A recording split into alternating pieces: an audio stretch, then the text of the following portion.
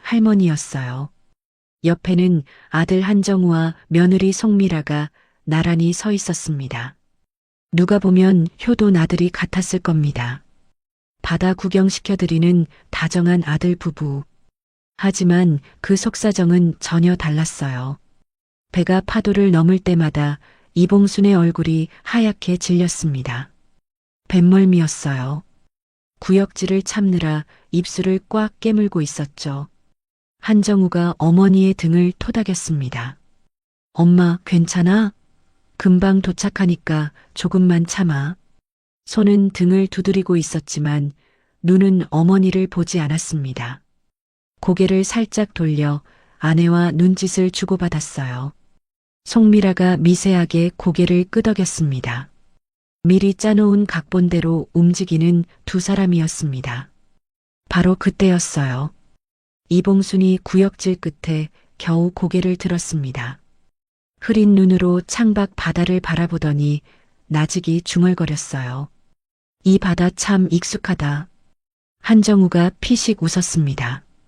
엄마, 무슨 바다가 익숙해. 자갈치 시장에서 생선만 파셨잖아. 송미라도 입을 가리고 킥킥거렸어요.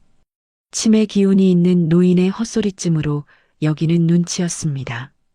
하지만 여러분, 그 한마디는 헛소리가 아니었어요. 이봉순이 왜 이 바다를 익숙하다고 했는지 그 이유는 아직 아무도 몰랐습니다. 2시간 반 뒤 배가 섬 선착장에 닿았습니다. 내리자마자 짠 바닷바람이 얼굴을 때렸어요. 선착장에서 염전 쪽으로 10분을 걸어 들어가자 허름한 빈집 한 채가 나타났습니다. 마당에 잡초가 무릎까지 자라 있었고 처마 및 거미줄에 마른 나뭇잎이 걸려 있었어요. 사람이 떠난 지 오래된 집이었습니다. 한정우가 현관문을 열었습니다. 먼지 냄새가 코를 찔렀어요. 방 안에는 얇은 이불 한 채와 낡은 냄비 하나가 놓여 있었습니다. 한정우가 차에서 가져온 짐을 내려놓았어요. 라면 5봉지, 생수 2통. 그게 전부였습니다. 이봉순이 마루에 걸터 앉았습니다. 한정우가 그 앞에 쪼그려 앉으며 말했어요.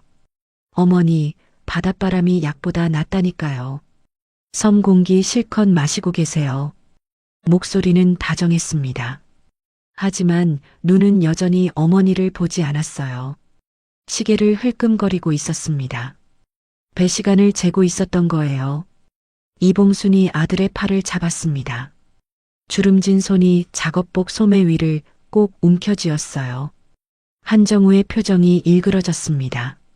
엄마, 손에 비린내 나니까 그만 잡으세요.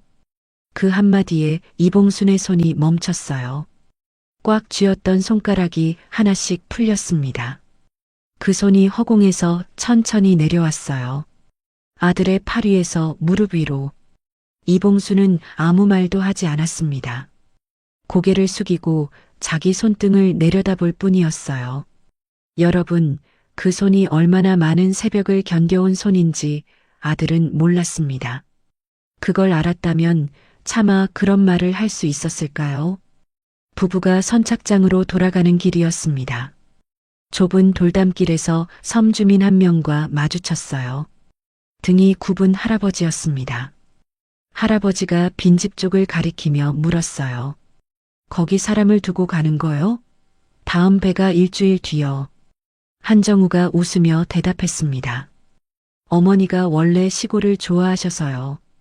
바람 쐬러 오신 거예요. 할아버지가 고개를 갸웃거렸지만 더 묻지는 않았어요. 부부는 발걸음을 재촉했습니다. 뒤돌아보지 않았어요. 배에 올라탄 부부의 얼굴은 한결 가벼워져 있었습니다. 배가 포구를 벗어나자 한정우가 난간에 기대며 말했어요. 이번 달부터 250만 원 세이브다. 송미라가 고개를 끄덕이며 받았습니다. 1년이면 3천만 원이야. 진작 이렇게 할걸. 부부는 콧노래를 흥얼거렸습니다. 바다는 반짝이고 바람은 시원했어요. 섬에 두고 온 늙은 어머니 생각은 이미 사라진 뒤였습니다. 같은 시각 빈집 마루에 홀로 남겨진 이봉수는 움직이지 않았습니다.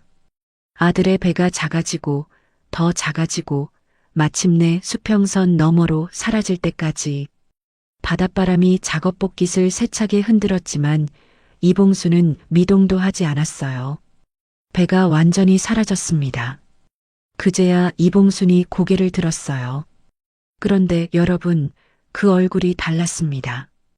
아까까지 멍하고 흐리던 눈이 아니었어요. 차갑고 서늘하고 무엇보다 또렷한 눈빛이었습니다. 치매 노인의 얼굴이 아니었어요. 이봉순이 천천히 작업복 안주머니에 손을 넣었습니다. 손끝에 잡히는 접힌 종이 한 장 꺼내서 무릎 위에 펼쳤어요. 바람에 모서리가 펄럭였습니다. 선박 등록증이었습니다. 부산 해운대 마린타워와 대형 화물선 5척의 소유주임을 증명하는 서류였어요. 이봉순이 그 종이를 내려다보며 나직이 중얼거렸습니다. 내 새끼가 기어이 애미를 갈매기 밥으로 던져놓고 가는구나. 목소리는 낮았지만 떨리지 않았습니다. 갯바람이 매섭게 불어왔어요. 해가 기울기 시작했습니다. 이 할머니가 대체 누구인지, 왜 이 섬에 버려지면서도 저런 눈빛을 하고 있는 건지, 그 이야기는 이제부터 시작입니다. 이 할머니가 대체 누구냐고요. 지금부터 그 이야기를 해드리겠습니다. 이봉순이 선박 등록증을 다시 접어 안주머니에 넣었습니다. 그리고 천천히 자리에서 일어났어요. 빈집 안을 둘러보기 시작했습니다. 먼지 쌓인 마루를 밟아보고 벽의 균열을 손끝으로 훑고 창문 너머 바람의 방향을 확인했어요. 멍한 노인의 움직임이 아니었습니다. 건물의 구조와 동선을 읽는 눈이었어요. 출입구가 어디고 바람이 어디서 들어오고 사람이 접근하면 어느 쪽에서 소리가 나는지 사업가의 눈이었습니다. 이봉순에게는 아들이 모르는 삶이 있었습니다. 아니, 아들뿐만이 아니에요. 세상 거의 누구도 모르는 삶이었죠. 40년 전으로 거슬러 올라가야 합니다.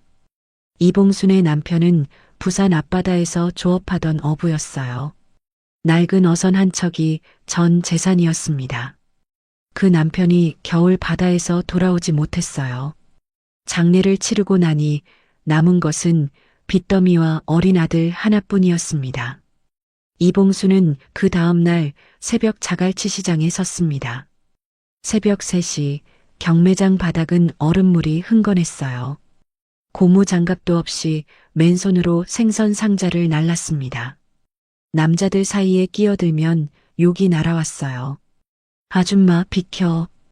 여기 당신 자리 아니야. 그래도 이를 악물었습니다.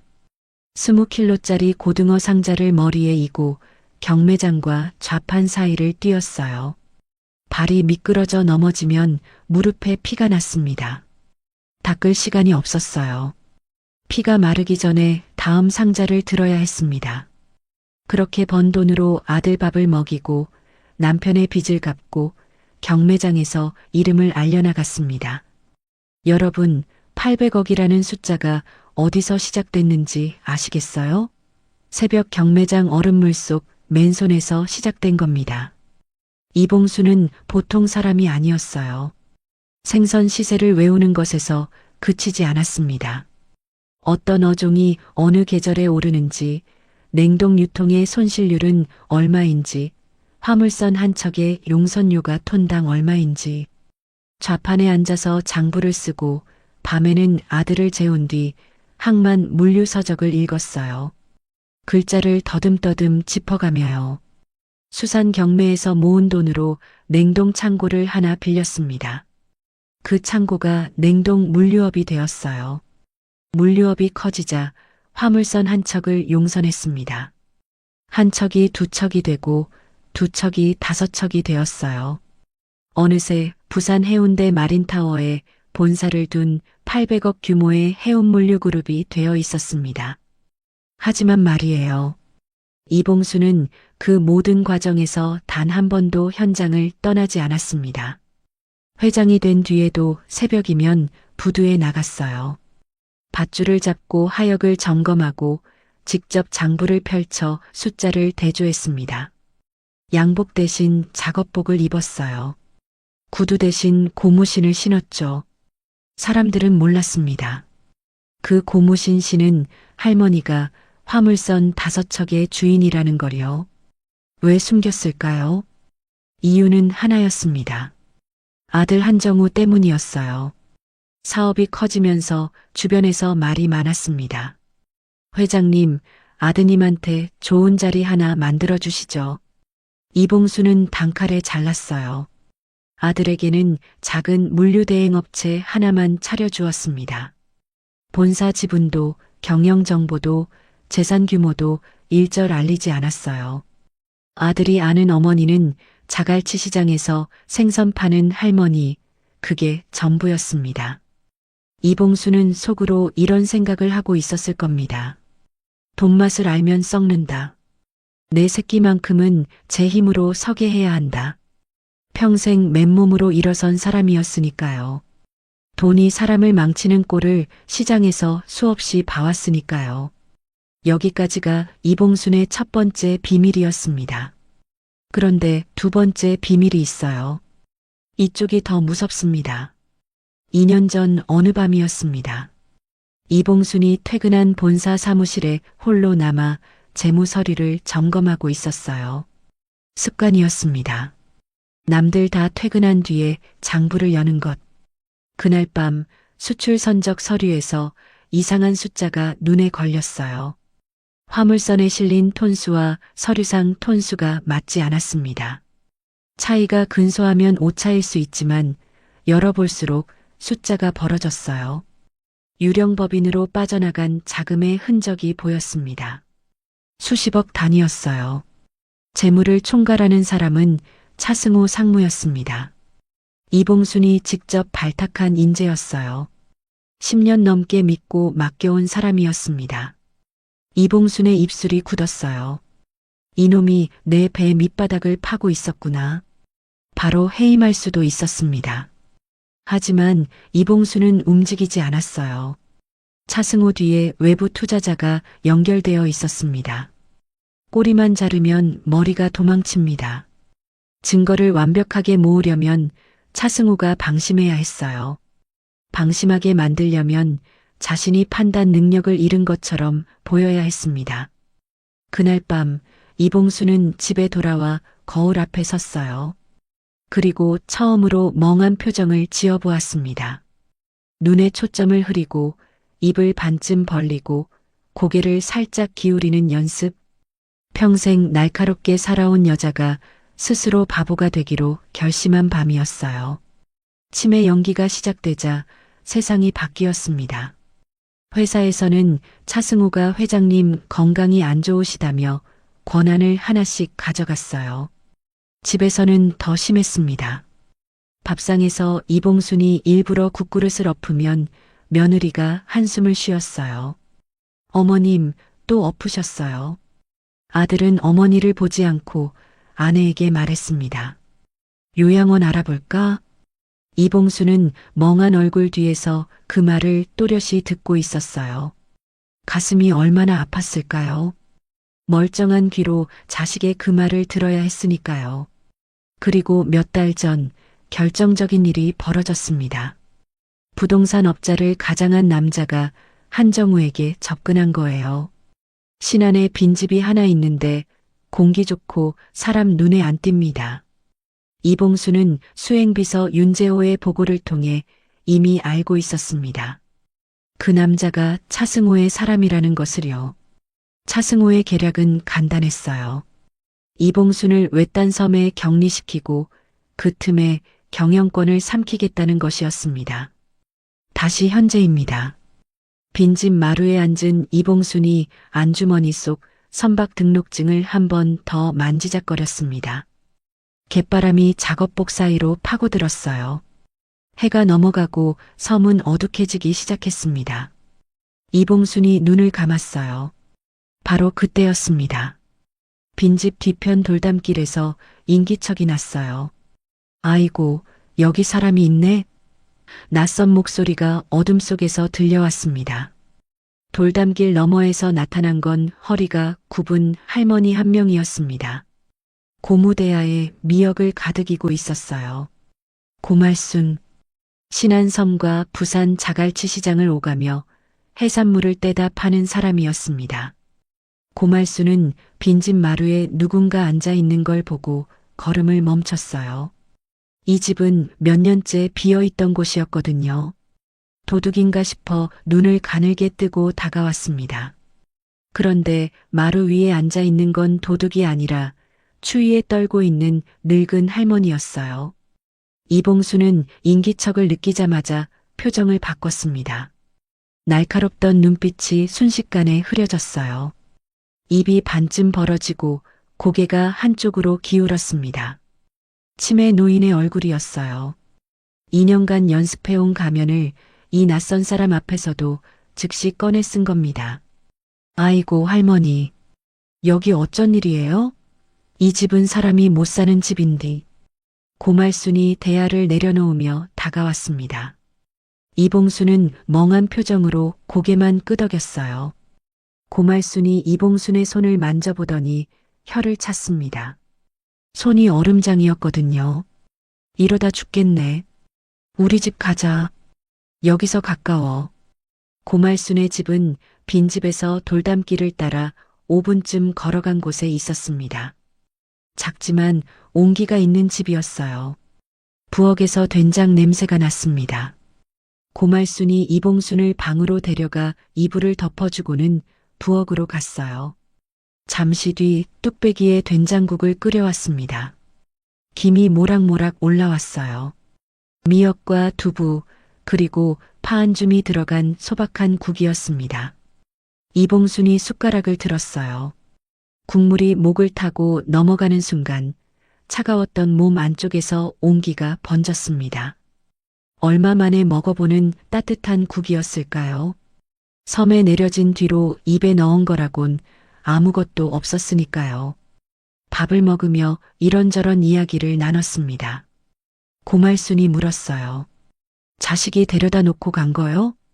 이봉순이 묵묵히 고개를 끄덕이자 고말순이 혀를 차며 이불을 다시 여며주었습니다.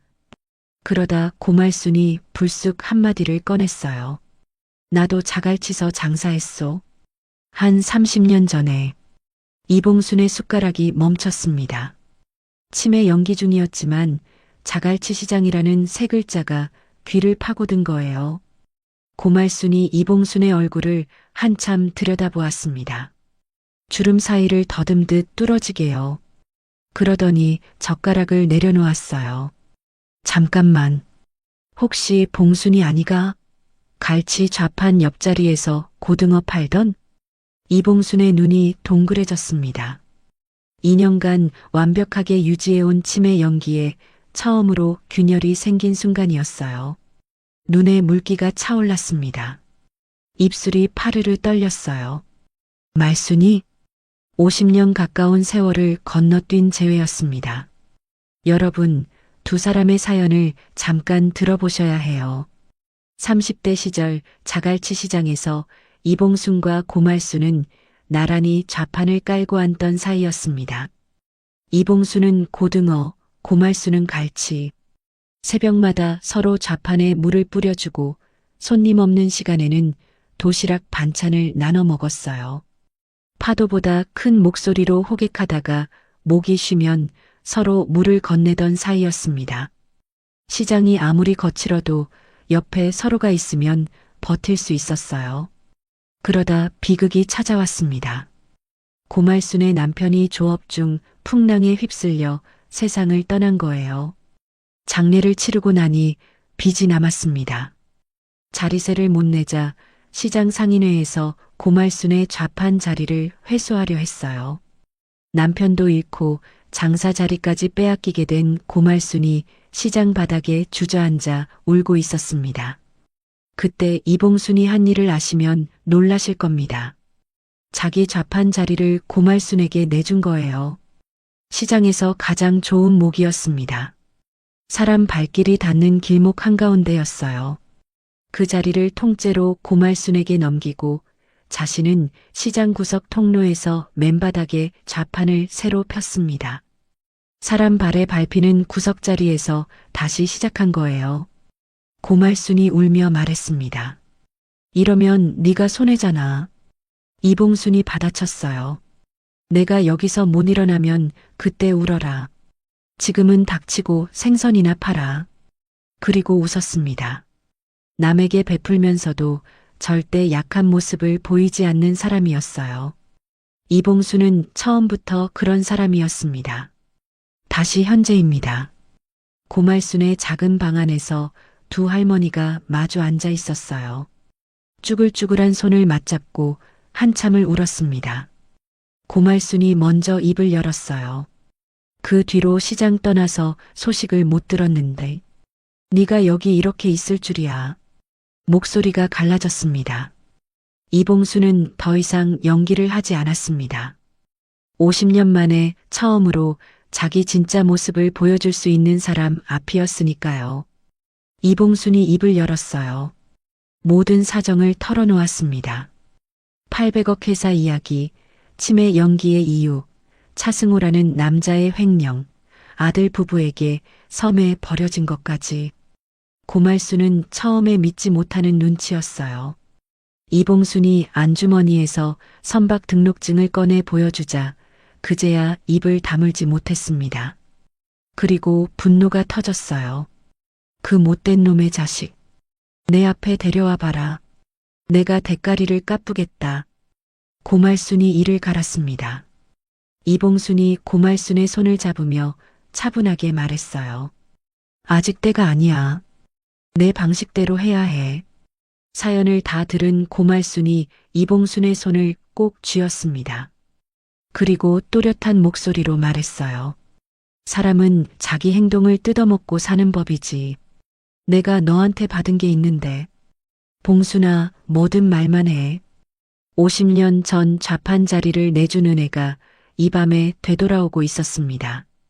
이봉순이 잠시 망설였어요. 그리고 조용히 입을 열었습니다. 전화기 좀 쓸 수 있을까? 고말순이 거친 손으로 낡은 휴대전화를 내밀었어요. 이봉순은 그 전화기로 수행비서 윤재호에게 전화를 걸었습니다. 짧고 단호한 한마디였어요. 지금 당장 자산을 동결해라. 그것으로 끝이었습니다. 전화를 끄는 이봉순이 고말순에게 마지막 부탁을 했어요. 아들이 돌아오면 나를 모른 척 해달라. 빈집 근처에서 평소처럼 미역이나 널고 있어 달라고요. 고말순이 고개를 끄덕였습니다. 50년 전에 네가 나한테 자리를 내줬잖아. 이까짓 거 못할 게 뭐가 있어. 이봉순이 고말순의 집을 나섰습니다. 어둑한 돌담길을 걸어 빈집으로 돌아가는 길이었어요. 멀리 바다 위로 한 줄기 불빛이 보였습니다. 이봉순이 걸음을 멈추고 그 불빛을 바라보았어요. 나직이 중얼거렸습니다. 윤비서, 빨리 와라. 이 늙은이가 마지막 그물을 던질 시간이다. 빈집 뒤편 포구에 곧 배 한 척이 닿을 것이었습니다. 그 시각 한정우 부부의 배가 육지 항구에 닿고 있었습니다. 부부는 가벼운 발걸음으로 갑판을 내려왔어요. 요양원비 250만 원을 아꼈다는 안도감에 표정이 환했습니다. 한정우가 기지개를 켜며 선착장 계단을 밟았어요. 바로 그때였습니다. 부두 위에 양복 차림의 남자 한 명이 서 있었어요. 한정우는 그 남자를 본 적이 없었습니다. 한정우 씨 맞으십니까? 남자가 먼저 이름을 불렀어요. 한정우가 발을 멈췄습니다. 누구세요? 남자가 명함을 내밀었어요. 해운물류그룹 수행비서 윤재호. 한정우의 눈이 명함 위를 훑쳤습니다. 해운물류그룹이라는 이름은 들어본 적이 없었어요. 윤재호가 말했습니다. 회장님께서 모든 자산을 동결하셨습니다. 귀하의 물류대행업체 용선 계약도 즉시 해지됩니다. 한정우의 얼굴에서 웃음이 사라졌어요. 회장님이라니? 무슨 소리예요? 윤재호가 서류 봉투에서 종이 한 장을 꺼내 내밀었습니다. 법인 등기부등본이었어요. 한정우의 시선이 서류 위를 더듬었습니다. 해운물류그룹, 대표이사 이봉순, 마린타워, 화물선 5척. 한정우의 입이 벌어졌어요. 자갈치 시장에서 생선이나 파는 우리 엄마가 회장이라고요? 목소리가 갈라졌습니다. 윤재호는 대답 대신 서류를 한 장 더 꺼냈어요. 선박 등록증 사본이었습니다. 이봉순의 이름이 또렷이 찍혀 있었어요. 한정우의 손이 떨리기 시작했습니다. 옆에서 듣고 있던 송미라의 다리가 풀렸어요. 부두 바닥에 그대로 주저앉았습니다. 이게 말이 돼? 송미라의 목소리는 거의 들리지 않았어요. 한정우가 떨리는 손으로 휴대전화를 꺼냈습니다. 자기 물류대행업체에 전화를 걸었어요. 신호가 갔습니다. 직원이 받았어요. 사장님, 오늘 아침에 용선 계약이 전부 해지 통보가 왔습니다. 거래처에서도 연락이 끊겼고요. 한정우의 손에서 전화기가 미끄러질 뻔했습니다. 요양원비 250만 원을 아끼려다 사업 전체가 하루아침에 증발한 거였어요. 송미라가 바닥에 앉은 채로 한정우를 올려다보았습니다. 당신 때문이야. 내가 그때 망설였잖아. 당신이 숫자를 읊으면서 밀어붙였잖아. 한정우가 아내를 노려보았어요. 당신도 고개 끄덕였잖아. 부두 위에서 부부의 목소리가 높아졌습니다. 처음으로 서로를 향해 칼날이 섰어요. 윤재호가 감정 없는 목소리로 마지막 통보를 했습니다. 지금 당장 어머님을 모셔오지 않으면 존속유기로 신고하겠습니다. 한정우의 얼굴에서 핏기가 빠졌어요. 미친 듯이 항구를 뛰어다녔습니다. 섬으로 갈 배를 구해야 했어요. 하지만 정기 배편은 일주일 뒤였습니다. 어선 선주들을 붙잡고 사정했지만 거친 물때를 핑계로 모두 거절했어요. 겨우 한 선주가 고개를 끄덕였습니다. 하지만 금액을 듣고 한정우가 카드를 내밀었을 때 단말기에 빨간 글씨가 떴어요. 거래 정지. 카드가 이미 막혀 있었습니다. 한정우의 귀가 붉어졌어요.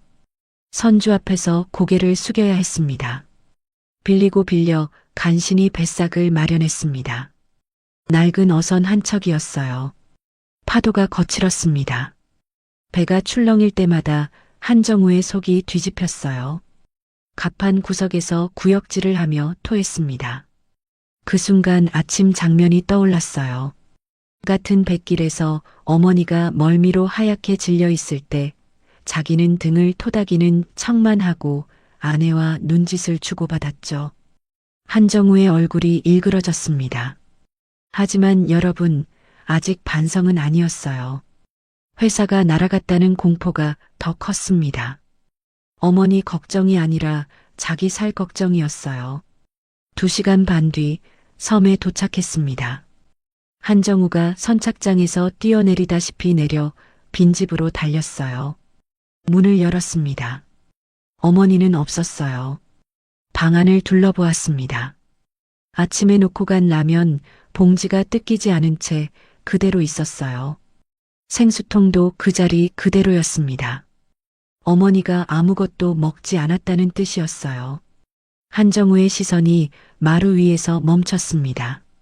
사진 한 장이 놓여 있었어요. 돌잔치 사진이었습니다. 집어들었어요. 돌잔치 상 앞에서 웃고 있는 아기 한정우. 그런데 사진이 찢어져 있었습니다. 아기 얼굴 위에 흙을 찍어 놓은 흔적이 선명했어요. 한정우의 손이 부들부들 떨렸습니다. 송미라가 뒤에서 사진을 들여다보며 숨을 삼켰어요. 이게 무슨 뜻이야? 한정우는 대답하지 못했습니다.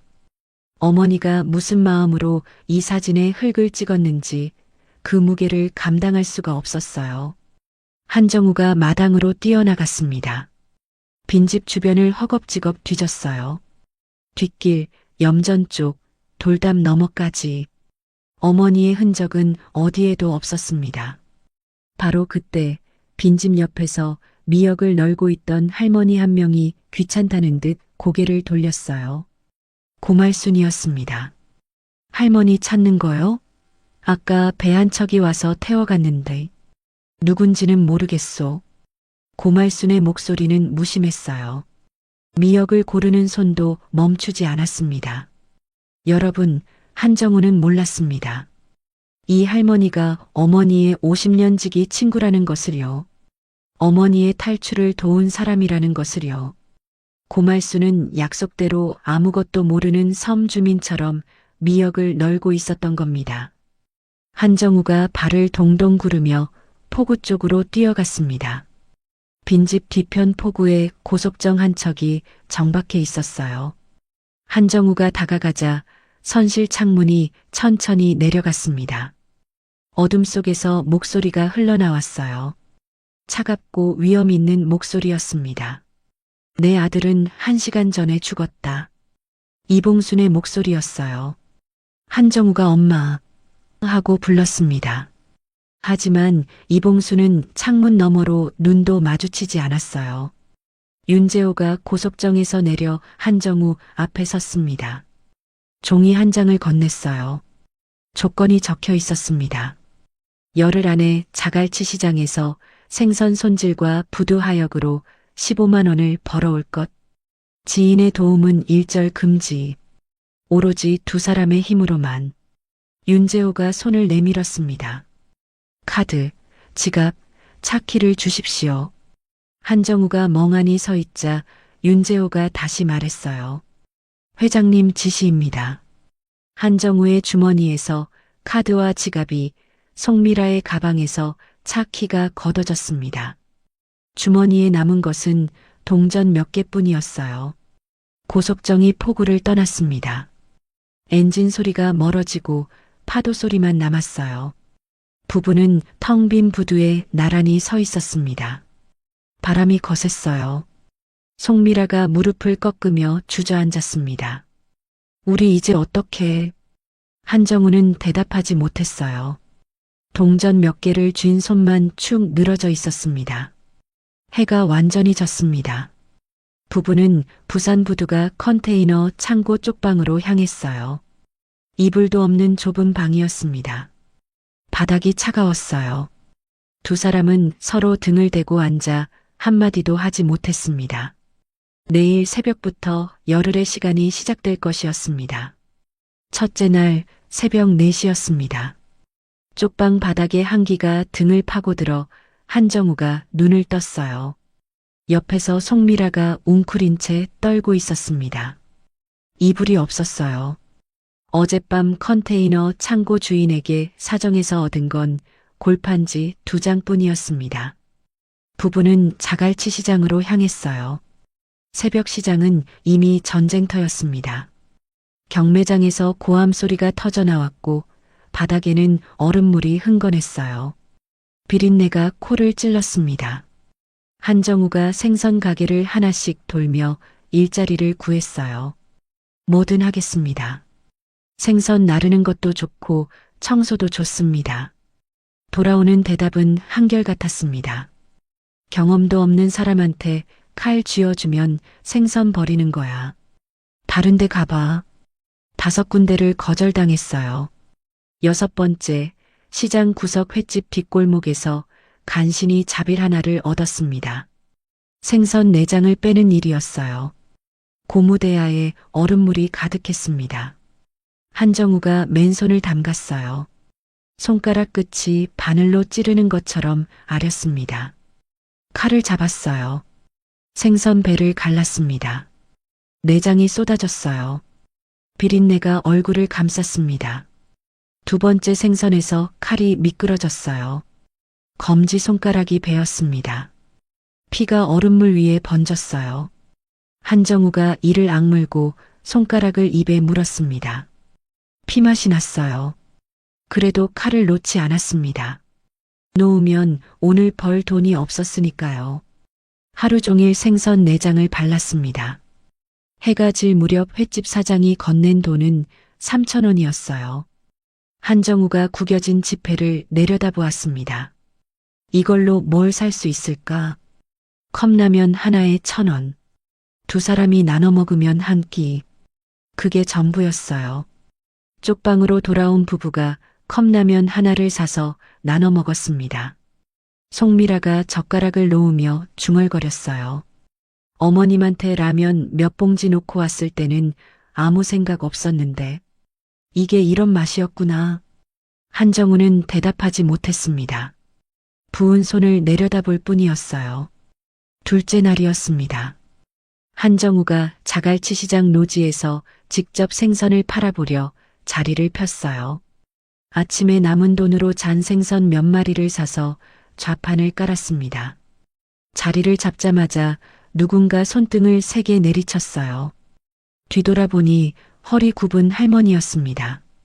이 구역에서 30년 넘게 장사한 사람인데 어디서 굴러온 건달이 남의 자리를 넘봐? 꺼져. 고말순이었어요. 여러분 기억하시죠? 섬에서 미역을 널며 모른 척했던 바로 그 할머니입니다. 하지만 한정우는 알 리가 없었어요. 얼굴도 제대로 못 본 채 고개를 숙이고 물러났습니다. 생선 몇 마리를 주워 담으며 손등을 문질렀어요. 붉은 자국이 남아 있었습니다. 자리를 뺏긴 한정우가 시장 외곽 부두로 향했어요. 하역 작업장에서 일감을 찾았습니다. 냉동 생선 상자를 어깨에 메고 비탈을 오르는 일이었어요. 한 상자에 20kg가 넘었습니다. 첫 상자를 메고 비탈 중간까지 갔을 때 다리가 풀렸어요. 상자가 바닥에 떨어졌습니다. 선배 노동자가 혀를 찼어요. 이것도 못 나르면 여기서도 쫓겨나. 한정우가 이를 악물고 상자를 다시 들어 올렸습니다. 무릎이 덜덜 떨렸어요. 셋째 날이었습니다. 부두에서 하역 작업을 하고 있는데 낯익은 얼굴이 나타났어요. 예전 거래처 사장이었습니다. 양복에 코트를 걸친 깔끔한 차림이었어요. 거래처 사장이 한정우를 위아래로 훑쳤습니다. 비린내 나는 앞치마, 부은 손, 칼에 벤 손가락. 한정우와 눈이 마주쳤어요. 사장의 입꼬리가 올라갔습니다. 한 사장님 아니세요? 여기서 뭘 하고 계신 거예요? 한정우가 대답하지 못했어요. 거래처 사장이 수산물 상자 위에 10,000원짜리를 꺼내 놓았습니다. 적선하는 셈 칠 테니 국밥이나 드시오. 그리고 돌아섰어요. 등 뒤에서 웃음소리가 들렸습니다. 한정우의 손이 10,000원짜리 위에서 멈췄어요. 집을까 말까? 손가락이 떨렸습니다. 그때 뒤에서 송미라가 다가왔어요. 먼저 10,000원을 집어들었습니다. 그리고 거래처 사장의 등을 향해 말했어요. 저희는 이래서 법니다. 사장이 돌아보지도 않고 사라졌습니다. 송미라가 10,000원을 한정우의 손에 쥐어주며 고개를 저었어요. 이건 아니야. 시장 골목을 나오는 길이었습니다. 한정우가 먼저 입을 열었어요. 왜 돌려줬어? 그 돈이면 오늘 저녁은 먹을 수 있었잖아. 송미라가 걸음을 멈추며 받아쳤습니다. 그 돈 받으면 우리는 진짜 거지가 되는 거야. 한정우의 입이 닫혔어요. 부부가 골목에서 등을 돌린 채 한참을 서 있었습니다. 아무 말도 없었어요.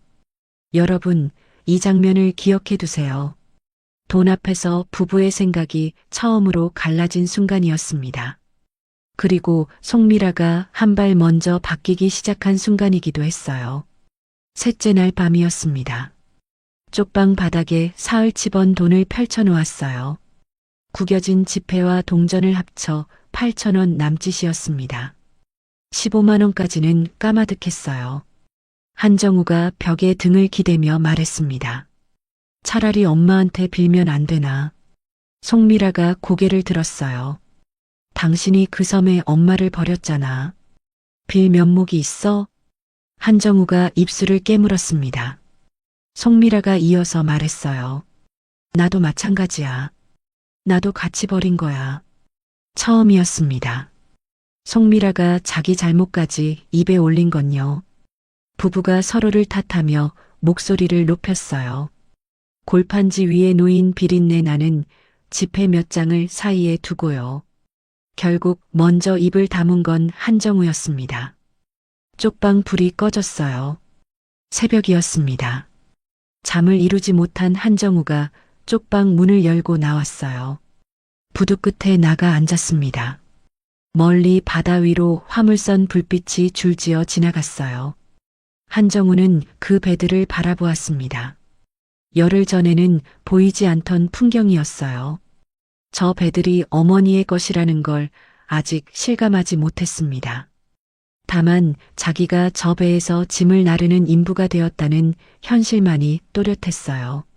그 시각 시장 골목 어딘가에서 고말순이 전화기를 들고 있었습니다.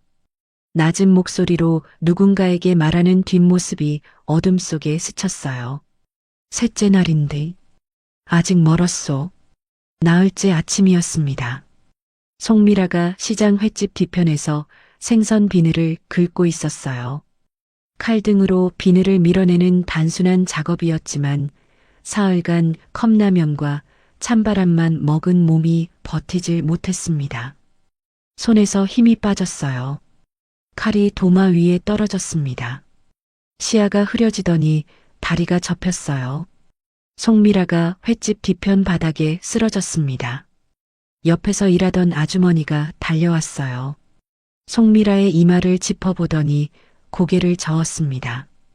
밥을 못 먹었구나. 여기 가까운 데에 진료소 있으니 거기 가봐. 시장 골목 안쪽을 가리켰어요. 한정우에게 연락할 수가 없었습니다.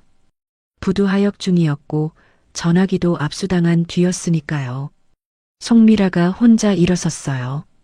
비틀거리며 골목으로 들어섰습니다. 좁은 길 양쪽에 생선 상자가 쌓여 있었어요. 비린내가 진동했습니다.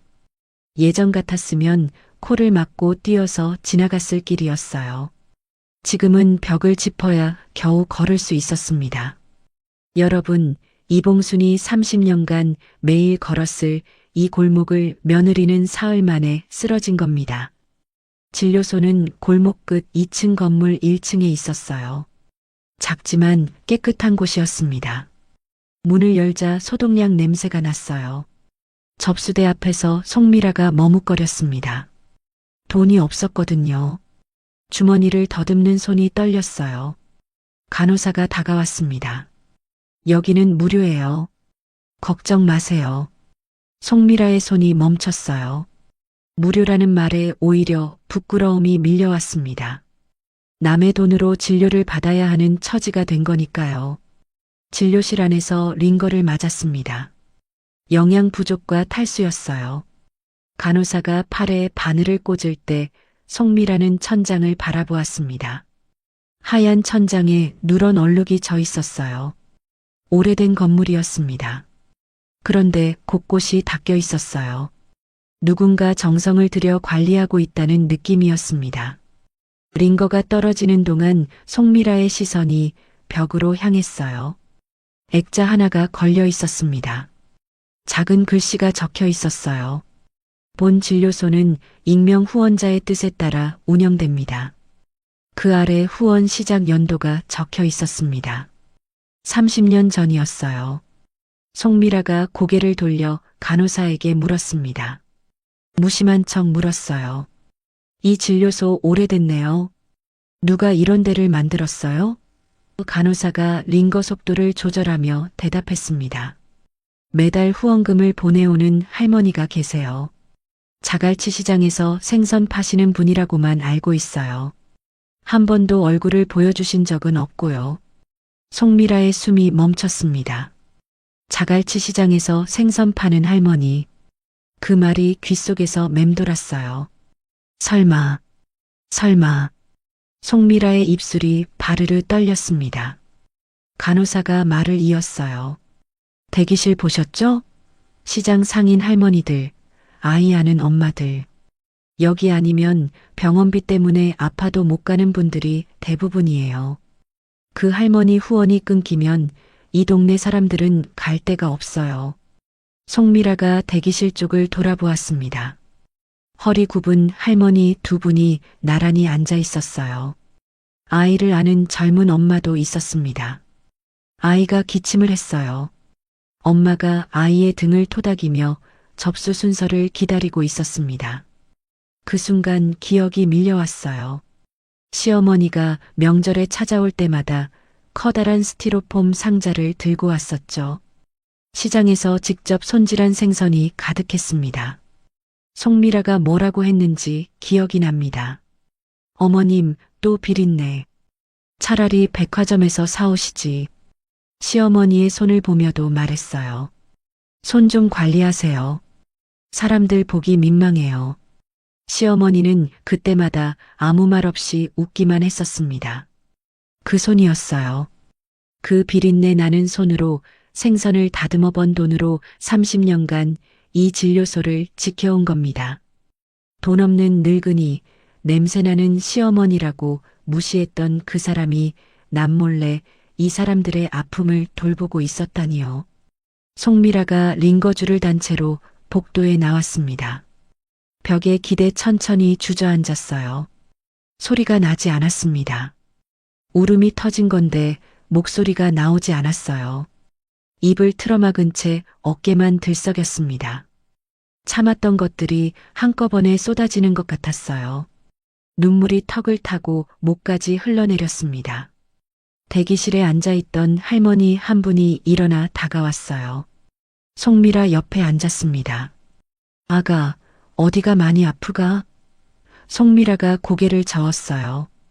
할머니가 주머니를 더듬더니 사탕 하나를 꺼내 송미라의 손에 쥐어주었습니다. 여기 오는 사람들은 다 사연이 있어. 울고 나면 나아. 송미라가 사탕을 쥔 손을 내려다보았어요. 낯선 할머니의 작은 온정이었습니다. 코끝이 찡했어요. 시어머니에게서 받았어야 할 따뜻함을 자기가 먼저 거부해왔다는 걸 이제야 알았습니다. 저녁이었어요. 부두하역을 마치고 돌아온 한정우에게 송미라가 진료소 이야기를 꺼냈습니다. 무료 진료소 이야기, 30년 된 익명 후원 이야기, 자갈치 시장에서 생선 파는 할머니 이야기. 한정우의 반응은 무덤덤했어요. 그래서 엄마가 좋은 일 했으면 됐지. 우리한테 뭐가 달라져? 송미라가 한정우를 똑바로 바라보았습니다. 우리가 그 돈 냄새 난다고 했잖아. 그 돈이 사람 살리는 돈이었어. 한정우는 대답하지 않았어요. 고개를 돌리고 벽을 바라보았습니다. 송미라도 더 말하지 않았어요. 하지만 부부 사이에 온도차가 생기기 시작한 건 이 밤부터였습니다. 며느리가 한 발 먼저 바뀌고 있었어요. 쪽방 불이 꺼졌습니다. 송미라가 어둠 속에서 자기 손을 내려다보았어요. 사흘간 생선을 만져 거칠어진 손이었습니다. 손바닥에 비늘 자국이 남아 있었어요. 칼에 벤 상처도 있었죠. 문득 시어머니의 손이 떠올랐습니다. 관절이 굵고 손등이 갈라지고 손톱 사이에 늘 비린내가 배어있던 그 손. 송미라의 손이 그 손과 닮아가고 있었어요. 송미라가 손을 가슴 위에 올려놓고 눈을 감았습니다. 잠은 오지 않았어요. 쪽방 창 너머로 새벽이 밝아오고 있었습니다. 내일은 5째 날이었어요. 그리고 그 5째 날 태풍이 올 것이었습니다. 5째 날 새벽 빗소리에 눈을 떴습니다. 쪽방 창문을 빗줄기가 때리고 있었어요. 바람 소리가 골판지 벽을 흔들었습니다. 한정우가 몸을 일으켜 창밖을 보았어요. 부두 위 가로등이 비바람에 흔들리고 있었습니다. 옆집 쪽방에서 라디오 소리가 새어나왔어요. 태풍 경보였습니다. 부산 해안 일대 강풍주의보. 한정우가 망설였어요. 오늘은 쉬어야 하나. 남은 날이 닷새뿐이었습니다. 번 돈은 아직 2만 원이 안 됐어요. 15만 원까지 까마득했습니다. 송미라가 먼저 골판지를 걷으며 일어섰어요. 가자. 하루라도 빠지면 끝이야. 나흘 전과 달라진 목소리였습니다. 한정우가 아내를 바라보았어요. 진료소에서 돌아온 뒤로 송미라의 눈빛이 달라져 있었습니다. 시장에 도착하니 대부분의 상인들이 좌판을 걷고 있었어요. 비닐 천막을 내리고 생선 상자를 안쪽으로 밀어넣고 하나둘 짐을 싸서 떠나고 있었습니다. 비가 점점 거세졌어요. 바람이 골목 사이를 훑으며 비닐 조각들을 날렸습니다. 한정우가 부두하역 작업장으로 갔어요. 작업장에 문제가 생겨 있었습니다. 전날 밤 들어온 수산물 상자가 야적장에 그대로 쌓여 있었어요. 비닐 덮개가 바람에 반쯤 벗겨진 상태였습니다. 빗물에 젖으면 냉동 상태가 풀려 물량 전체가 폐기될 판이었어요. 작업 반장이 한정우를 보더니 말했습니다. 이거 다 덮어야 되는데 사람이 없어. 다른 인부들은 태풍 경보에 출근을 안 한 거였어요. 한정우가 머뭇거리지 않았습니다. 빗속으로 뛰어나갔어요. 비닐 덮개를 잡아당겨 상자 위에 씌웠습니다. 바람이 비닐을 잡아채 갔어요. 다시 덮었습니다. 또 날아갔어요. 비닐이 부족했습니다. 한정우가 입고 있던 겉옷을 벗었어요. 상자 위에 덮었습니다. 빗물이 맨몸 위로 쏟아졌어요. 바닷바람이 젖은 살갗을 갈아냈습니다. 이가 딱딱 부딪혔어요. 그래도 상자를 껴안은 팔을 놓지 않았습니다. 바로 그때 기억 하나가 밀려왔어요. 어릴 적이었습니다.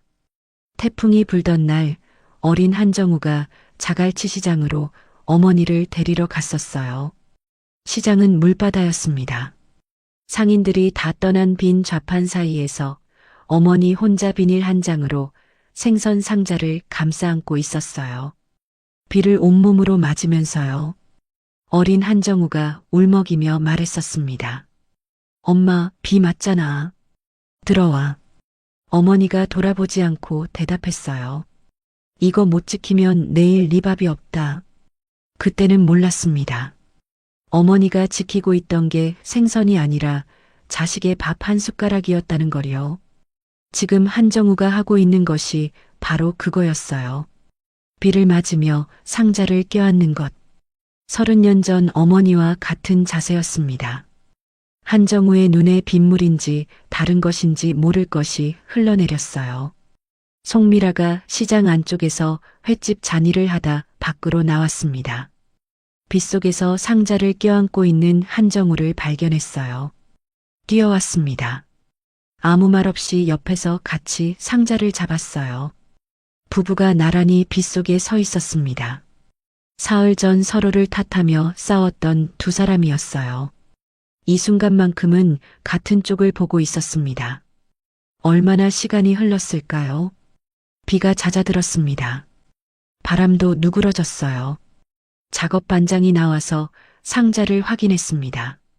덮개와 옷 덕분에 물량은 무사했어요. 반장이 한정우에게 품삯 대신 젖은 상자에서 건진 생선 몇 마리를 건넸습니다. 현금이 아니라 생선이었어요. 한정우가 비닐봉지에 담긴 생선을 들고 멍하니 서 있었습니다. 비린내가 코를 찔렀어요. 예전 같았으면 인상을 찡그렸을 그 냄새였습니다. 어머니가 집에 올 때마다 풍기던 바로 그 냄새. 한정우가 숨을 들이쉬었어요. 코를 막지 않았습니다. 엄마한테서 항상 이 냄새가 났지. 나는 그게 싫다고 했어. 비린내 나니까 손 좀 씻고 오세요. 내가 그랬지. 바로 그때였어요. 시장 처마 밑에 쪼그려 앉아 있는 부부에게 누군가 다가왔습니다.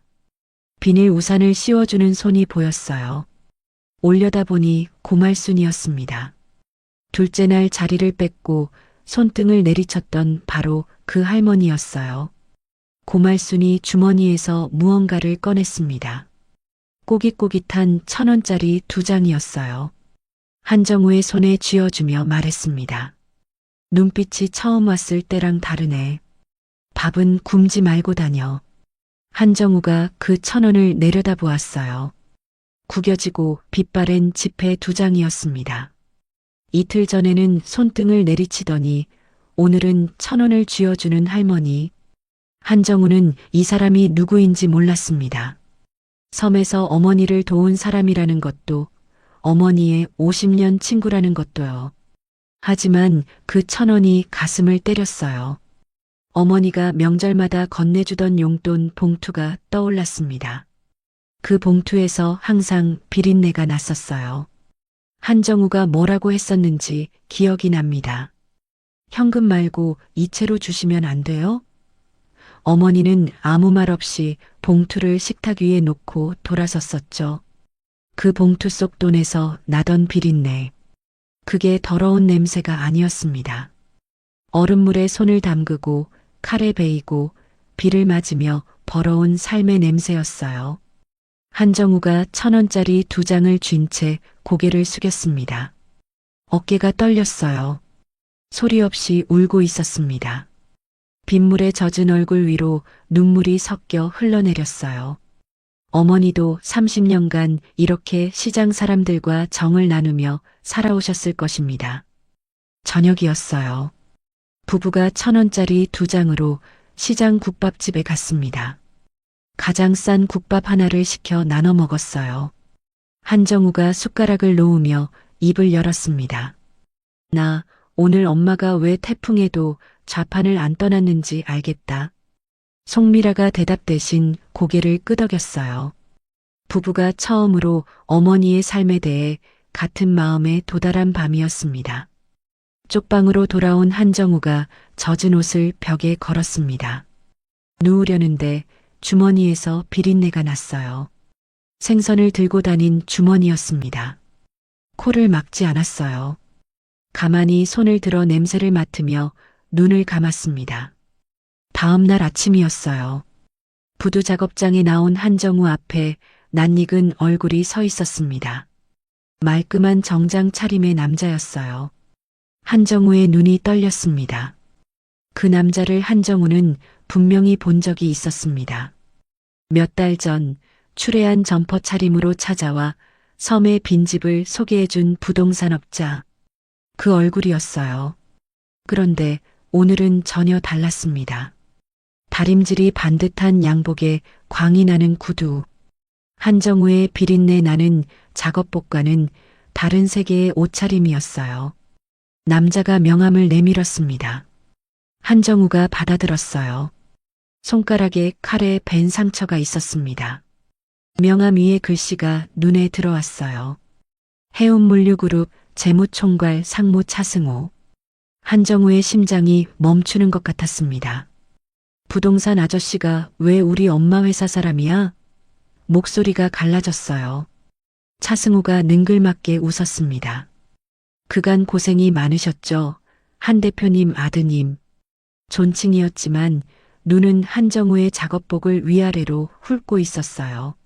모욕이 웃음 속에 감춰져 있었습니다. 차승호가 부두 근처 커피숍으로 한정우를 이끌었어요. 한정우는 따라갈 수밖에 없었습니다. 이 남자가 왜 여기에 나타났는지 알아야 했으니까요. 커피숍 안은 따뜻하고 조용했어요. 에어컨 바람에 한정우의 작업복에서 비린내가 퍼졌습니다. 옆 테이블 손님이 코를 찡그렸어요. 한정우의 귀가 붉어졌습니다. 차승우가 커피 2잔을 시켰어요. 한정우는 자기가 주문할 돈도 없다는 걸 알고 있었습니다. 엿새 전까지 자기도 이런 자리에서 거래처와 커피를 마시던 사람이었어요.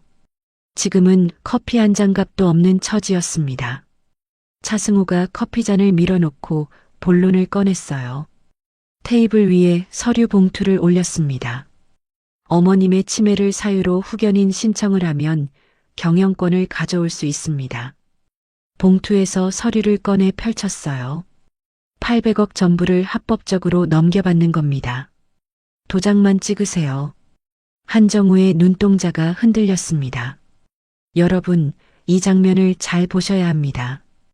엿새간 생선 내장을 발라번 돈이 고작 몇만 원인 사람 앞에 800억이 놓인 겁니다. 차승우가 이 타이밍을 노린 거였어요. 한정우가 가장 궁핍하고 가장 약해진 바로 이 순간을요. 한정우가 서류를 내려다보았습니다. 손이 움직였어요.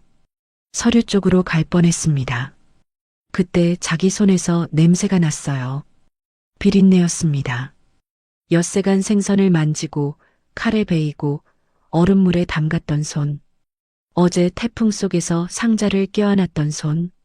고말순 할머니가 1,000원짜리를 쥐어준 그 손이었어요. 한정우의 손이 멈췄습니다. 이 손으로 도장을 찍으면 어떻게 되지? 머릿속에서 어머니의 얼굴이 스쳤어요. 새벽 시장에서 20킬로짜리 상자를 머리에 이고 뛰던 젊은 어머니. 비 맞으며 좌판을 지키던 어머니. 어선 한 척에서 시작해 화물선 5척을 일으킨 어머니.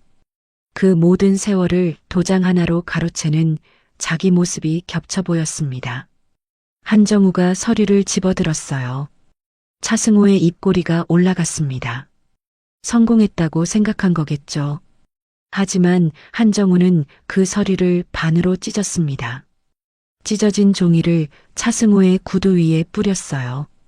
우리 엄마를 치매 환자로 몬 게 당신이었지. 내 불효를 이용해서 회사를 삼키려 한 것도. 차승호의 웃음이 사라졌습니다. 한정우가 이어서 말했어요. 그리고 그 미끼를 물었던 나는 당신보다 더한 놈이었어. 목소리가 떨렸습니다. 분노가 차승호에게만 향한 게 아니었어요. 자기 자신에게도 돌아오고 있었습니다. 여러분, 이 대사가 왜 중요한지 아시겠어요? 닷새간 얼음물에 손을 담그고 태풍에 맞고 1,000원짜리를 쥐고 울었던 그 시간이 없었다면 나올 수 없는 말이었습니다. 엿새 전에 한정우였다면 2번 고민하지 않고 도장을 찍었을 겁니다. 차승호의 표정이 바뀌었어요. 능글맞은 웃음이 거치고 차가운 얼굴이 드러났습니다. 거절하시면 어머님의 치매 진단서를 법원에 직접 제출하겠습니다. 목소리가 낮아졌어요. 아드님이 섬에 유기한 기록도 함께요. 존속유기와 치매 후견 동시에 걸면 어머님도 아드님도 끝입니다. 협박이었습니다. 한정우의 등에 식은땀이 흘렀어요. 존속유기.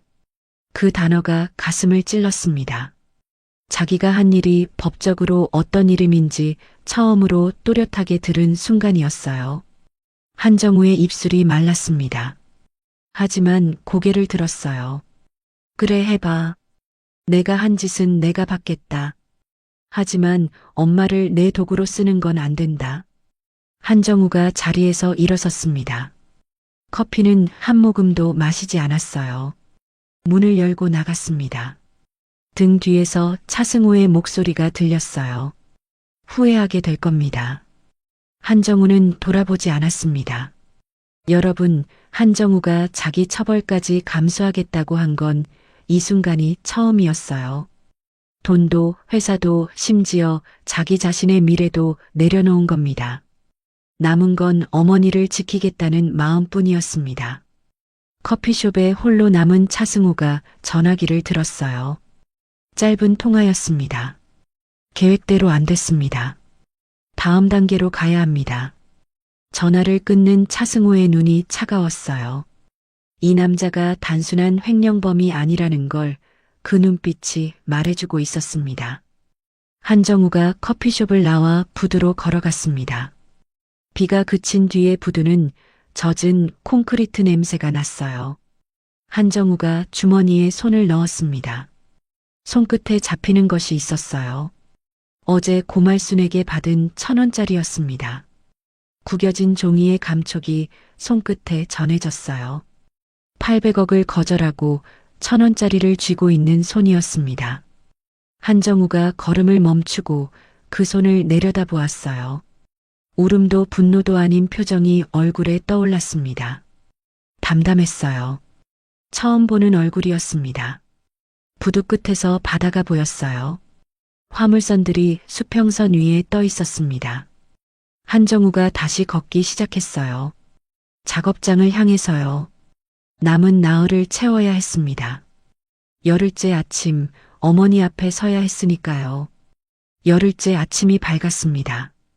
한정우가 윤재호 앞에 섰어요. 약속 장소는 부두 끝 컨테이너 사무실이었습니다. 한정우의 손에 비닐봉지 하나가 들려 있었어요. 그 안에 열흘간 번 돈이 담겨 있었습니다. 구겨진 지폐와 동전을 합쳐 14만 2천 원이었어요. 15만 원에 8천 원이 모자랐습니다. 한정우가 고개를 숙이며 말했어요.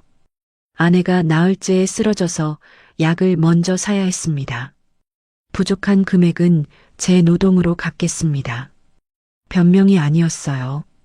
목소리가 담담했습니다. 윤재호가 한정우의 눈을 한참 들여다보았어요.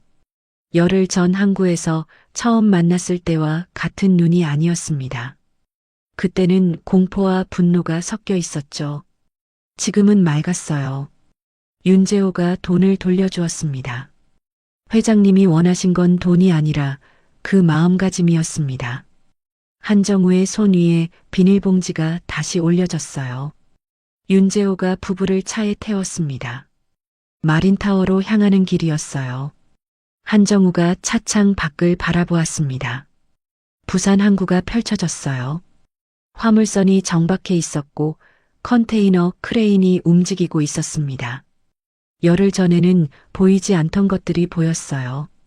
저 배 한 척을 움직이려면 몇 명이 새벽부터 일어나야 하는지, 저 컨테이너를 채우려면 몇 명의 상인이 목이 쉬도록 소리를 질러야 하는지, 어머니가 어선 한 척에서 이 모든 걸 일으켰습니다. 한정우의 목이 메었어요. 마린타워 최상층이었습니다. 엘리베이터 문이 열렸어요. 넓은 회장실 안에 이봉순이 앉아 있었습니다. 창밖 바다를 등지고 있었어요. 섬에서 보았던 허름한 작업복이 아니었습니다. 단정한 옷차림에 회장의 위엄이 서려 있었어요.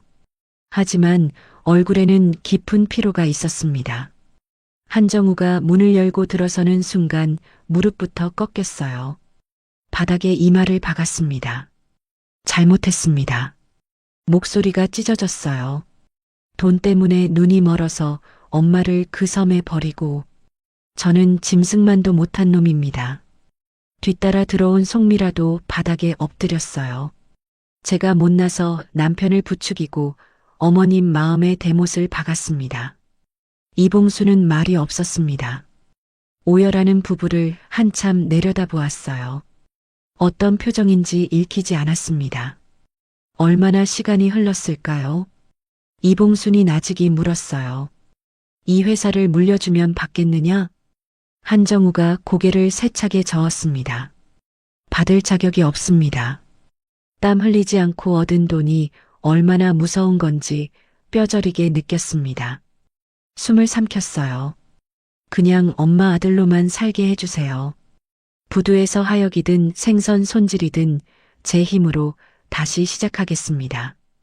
이봉순의 눈동자가 흔들렸습니다. 여러분, 이 대답이 이봉순이 평생 기다려온 말이었어요. 돈을 거절하는 아들, 제 힘으로 서겠다는 아들. 이봉순이 40년간 재산을 숨기며 지키고 싶었던 게 바로 이 모습이었습니다.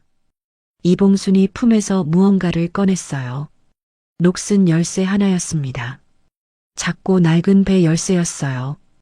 아들의 손에 쥐어주며 입을 열었습니다. 나는 치매에 걸린 적 없다. 한정우의 눈동자가 흔들렸어요. 지진이라도 난 것처럼요. 뭐라고요? 이봉순이 이어서 말했습니다.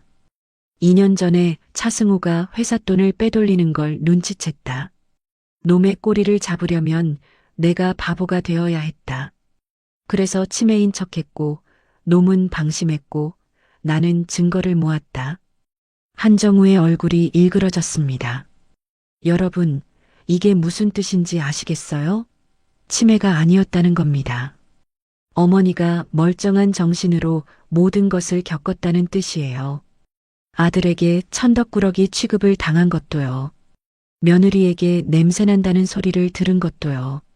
밥상에서 일부러 국을 엎고 멍한 표정을 지어야 했던 것도요. 그리고 끝내 섬에 버려진 것까지. 그 모든 순간을 맑은 정신으로 느끼며 견뎌내신 겁니다. 치매였다면 차라리 마음이 덜 아팠을 거예요. 흐린 정신 속에서는 아들의 배신이 칼날처럼 느껴지지 않았을 테니까요. 하지만 어머니는 깨어 있었습니다. 아들이 등을 돌리는 순간, 며느리가 한숨 쉬는 순간, 배가 수평선 너머로 사라지는 순간을 또렷이 보고 있었어요. 한정우가 바닥에 이마를 다시 박았습니다. 엄마, 그걸 깨어있는 채로 다 당한 거야? 목소리가 나오지 않았어요. 숨이 끊기듯 울었습니다. 송미라도 진료소에서 알게 된 30년 후원의 기억이 겹쳐오며 통곡했어요. 남몰래 세상을 돌보던 시어머니를 냄새나는 늙은이라 무시했던 자신이 부끄러워 고개를 들 수가 없었습니다. 이봉순이 녹슨 열쇠의 행선지를 알려주었어요. 부두 컨테이너 창고 막사의 방수 금고. 이봉순이 처음 생선 경매를 시작했던 바로 그 창고였습니다. 한정우가 달려갔어요. 금고를 열었습니다. 안에는 USB 하나와 장부 묶음이 있었어요. 차승호의 10년간 횡령 내역과 밀수 기록이었습니다. 그리고 그 옆에 봉투 하나가 놓여 있었어요. 어머니의 친필 편지였습니다. 이 칼자루를 줄 사람은 깨끗해진 손을 가진 너뿐이다. 두려워 마라. 애미가 닦아놓은 길은 험하지만 네가 걸어갈 길은 내가 지킨다. 한정우가 편지를 쥔 손에서 비린내가 났어요. 열흘간 생선을 만진 손이었습니다. 눈물이 종이 위에 떨어져 글씨가 번졌어요. 바로 그 시각 차승호가 움직이고 있었습니다. 이봉순이 건강 악화로 입원했다는 소식을 퍼뜨리고 긴급 이사회를 소집한 거였어요. 회장 해임안과 선박 매각안을 상정했습니다. 이사회장 안에서 차승호가 이사진을 압박하고 있었어요. 이사회장 문이 열렸습니다. 하역 작업복 차림의 한정우가 들어섰어요. 차승호가 비웃으며 소리쳤습니다. 경비, 저 부두 노동자 끌어내. 한정우가 멈추지 않고 단상으로 걸어갔어요. 저는 이봉순 회장의 아들 한정우입니다. 오늘 이 부두에서 치워야 할 거대한 폐기물이 있어서 왔습니다. 스크린에 USB의 녹취와 장부가 공개되었습니다. 이사회장이 얼어붙었어요. 차승호의 얼굴이 하얗게 질렸습니다. 조작이다. 치매 노인이 만들어낸 거짓말이다. 발악하는 그 순간 뒷문이 열렸어요. 휠체어를 탄 이봉순이 나타났습니다. 이봉순이 차승호를 정면으로 바라보며 말했어요. 내 아들이 페류나라면 그 아들을 사람으로 만든 건 이엠이다. 하지만 내 믿음을 배신하고 회사를 갉아먹은 너는 아무도 구제할 수 없는 진짜 괴물이다. 이사회장 뒷문으로 수사관들이 들어왔습니다. 차승호의 손목에 수갑이 채워졌어요. 끌려나가는 차승호의 구두가 바닥에 끌리는 소리만이 조용한 회의실에 남았습니다. 사람들이 빠져나간 이사회장에 두 사람만 남았어요. 이봉순과 한정우. 이봉순이 휠체어에서 아들의 손을 잡았습니다. 칼에 벤 상처가 있고 거칠고 비린내가 벤 손이었어요. 이봉순이 그 손을 자기 뺨에 갖다 대며 눈을 감았습니다. 아들의 손이 처음으로 자기 손과 닮아 있었어요. 한마디 대사도 없었습니다. 두 사람의 손만이 화면에 남았어요. 1년이 흘렀습니다. 한정우는 해운물류그룹의 신임 대표가 되었어요. 하지만 매주 금요일이면 양복을 벗었습니다. 하역 작업복을 입고 부두로 나갔어요. 처음에 직원들은 당혹스러워했습니다. 대표이사가 컨테이너 상자를 어깨에 메고 비탈을 오르는 모습이 낯설었으니까요. 하지만 한 달이 지나고 두 달이 지나자 금요일의 부두는 자연스러운 풍경이 되었어요. 한정우가 상자를 나르며 노동자들에게 말을 걸었습니다. 이름을 불렀어요. 김 반장님, 허리는 좀 어떠세요? 박형, 아들 대학 합격했다며? 1년 전 비탈에서 상자를 떨어뜨려 혀를 차게 만들었던 그 선배 노동자가 이제는 한정우의 옆에서 나란히 상자를 메고 웃었습니다. 여러분, 열흘간의 바닥 경험이 일회성 반성으로 끝나지 않았다는 뜻이에요. 삶의 방식이 된 겁니다. 송미라도 달라져 있었습니다. 이봉순 재단의 무료 급식소에서 매주 배식 봉사를 했어요. 앞치마를 두르고 국을 퍼주는 손이 자연스러웠습니다. 시장 상인 할머니가 아가, 국이 맛있다라고 하면 송미라가 웃으며 대답했어요. 시어머니한테 배웠어요. 1년 전이었다면 나올 수 없는 말이었죠. 그리고 자갈치 시장의 무료 진료소. 시어머니가 30년간 익명으로 지켜온 그곳의 운영위원을 송미라가 맡았습니다. 진료소 복도에 주저앉아 울었던 그 자리를 이제는 매주 걸어다니며 점검했어요. 벽의 액자는 그대로였습니다. 본 진료소는 익명 후원자의 뜻에 따라 운영됩니다. 송미라는 그 액자를 지나칠 때마다 걸음을 멈추고 고개를 숙였어요.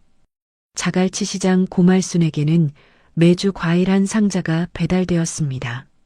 좌판 옆에 과일 상자가 놓이면 고말순이 투덜거렸어요. 또 왔네. 이놈의 과일이 좌판보다 크다. 하지만 입꼬리가 올라가 있었습니다. 어느 날이었어요. 한정우가 직접 과일을 들고 시장에 나타났습니다. 고말순의 좌판 앞에 섰어요. 고말순이 올려다보았습니다. 왜 또 자리 뺏으러 왔어? 1년 전 손등을 내리치던 그 목소리였지만 눈이 웃고 있었어요. 한정우가 고개를 숙였습니다. 할머니, 그때 1,000원 아직도 갚지 못했습니다. 고말순이 손을 내저었어요. 1,000원은 네 엄마한테 갚아. 나는 받은 거 없다. 한정우가 인사를 하고 돌아서려는데 고말순이 등 뒤에서 한마디를 던졌습니다. 네 엄마가 50년 전에 나한테 좌판 자리를 내줬다. 그때 안 그랬으면 나는 여기 없었어. 그러니까 네가 갚을 건 1,000원이 아니라 네 엄마가 살아온 세월이다. 한정우의 발이 멈췄어요. 고개를 돌리지 못했습니다. 등이 굳었어요. 섬에서 미역을 널던 할머니, 시장에서 손등을 내리치던 할머니, 태풍 속에서 1,000원을 쥐어주던 할머니, 전부 같은 사람이었구나. 어머니의 50년 친구였구나. 한정우의 눈에 물기가 번졌습니다. 돌아서지 못하고 한참을 서 있었어요. 여러분, 고말순이 처음으로 자신의 정체를 한정우에게 내비친 순간이었습니다. 50년 전 이봉순에게 좌판을 받은 은혜. 그걸 섬에서, 시장에서, 태풍 속에서 갚아온 거였어요. 한 번도 내색하지 않고요. 그리고 가을이 왔습니다. 어느 오후였어요. 마린타워 대표실 문이 열렸습니다. 이봉순이 들어왔어요. 회장 집무실이 아니라 아들의 방을 찾아온 거였습니다. 손에 낡은 통장 하나가 들려 있었어요. 한정우가 자리에서 일어났습니다. 엄마, 무슨 일이야? 이봉순이 통장을 아들 앞에 내밀었어요. 한정우가 받아 펼쳤습니다. 잔액이 적혀 있었어요. 120만 원. 자갈치 시장에서 생선을 다듬어 번 돈이었습니다. 한정우가 통장을 든 채 어머니를 바라보았어요. 엄마, 이제 시장에 안 나가셔도 돼. 이봉순이 고개를 저었습니다. 내가 시장을 안 나가면 내 손이 깨끗해져. 깨끗해지면 이 돈의 무게를 잊어. 잊으면 안 돼. 이봉순이 덧붙였어요. 직원들 횟감이나 사 돌려라. 내 손때 묻은 돈이니 허투루 쓰지 말고. 목소리는 퉁명스러웠습니다. 하지만 통장을 건네는 손이 아들의 손등을 스치듯 만지고 지나갔어요. 그 찰나의 손길을 한정우는 느꼈을 겁니다. 한정우가 통장을 펼쳐보았어요. 안쪽 여백에 글씨가 적혀 있었습니다. 삐뚤삐뚤한 볼펜 글씨였어요. 네 글자가 적혀 있었습니다. 내 새끼 밥값. 한정우의 손이 떨렸습니다. 800억 화물선을 가진 어머니가 시장에서 생선을 다듬어 번 120만 원. 그 통장에 적어놓은 네 글자. 화물선 5척보다 무거운 통장이었어요. 가슴이 먹먹해졌습니다. 한정우가 통장을 가슴에 안고 고개를 숙였어요. 이봉순이 아들의 머리를 한번 쓸어내렸습니다. 그리고 말없이 방을 나갔어요. 복도를 걸어가는 이봉순의 뒷모습. 허리가 조금 굽어 있었습니다. 하지만 걸음은 단단했어요. 엘리베이터 문이 닫히기 직전 이봉순이 혼자 작게 웃었습니다. 평생 숨기고 연기하고 참아온 여자가 처음으로 짐을 내려놓은 웃음이었어요. 여러분, 이봉순은 평생 자갈치 시장의 생선 좌판 할머니로 살았습니다. 800억을 가지고도 새벽마다 얼음물에 손을 담갔어요. 아들이 타락할까봐 재산을 숨기고 회사를 지키려 치매 연기를 하고 멀쩡한 정신으로 아들에게 버림받는 것까지 견뎠습니다. 그 모든 게 뭐였을까요? 통장에 적힌 그 네 글자가 답이었어요. 내 새끼 밥값. 어머니에게 800억은 숫자일 뿐이었습니다. 중요한 건 처음부터 하나였어요. 내 자식이 제 힘으로 밥 한 숟가락의 무게를 아는 사람이 되는 것. 그것뿐이었습니다. 마린타워 창밖으로 부산 항구가 보였어요. 화물선이 드나들고 부두에서 노동자들이 상자를 날랐습니다. 멀리 자갈치 시장 쪽에서 호객 소리가 바람에 실려왔어요. 한정우가 대표실 책상 위에 통장을 펼쳐놓고 창밖을 바라보았습니다. 오후 햇살이 창을 넘어 통장 위에 내려앉았어요. 내 새끼 밥값. 비린내가 밴 그 네 글자 위로 빛이 번졌습니다. 여러분, 오늘 이야기는 어떠셨나요? 이봉수는 평생을 숨기며 살았습니다. 재산을 숨기고 능력을 숨기고 아픈 마음까지 숨겼어요. 세상에서 가장 많은 걸 가진 사람이었지만 정작 아들 앞에서는 냄새나는 늙은이로 살아야 했죠. 그게 얼마나 외로웠을까요? 멀쩡한 정신으로 자식에게 버림받으면서도 이를 악물고 참았던 그 밤들이 얼마나 길었을까요? 세상의 모든 어머니가 그렇습니다. 자식을 위해서라면 바보가 되는 것쯤은 기꺼이 감수해요. 자기 마음이 부서지는 줄도 모르고, 아니 알면서도 모른 척합니다. 그래서 오늘 부모님으로 살아가시는 분들께 이 말씀을 드리고 싶어요. 자식을 위한 일이라 그것 또한 기쁨일 테지만 한 번쯤은 자기 자신을 위해 살아가 보는 것은 어떨까요? 오늘은 다른 사람이 아니라 내가 먹고 싶은 것을 먹는 것처럼 작은 것에서부터요. 오늘 준비한 영상은 여기까지입니다. 영상이 즐거우셨다면 구독과 좋아요, 댓글 부탁드립니다. 시청해주셔서 감사합니다.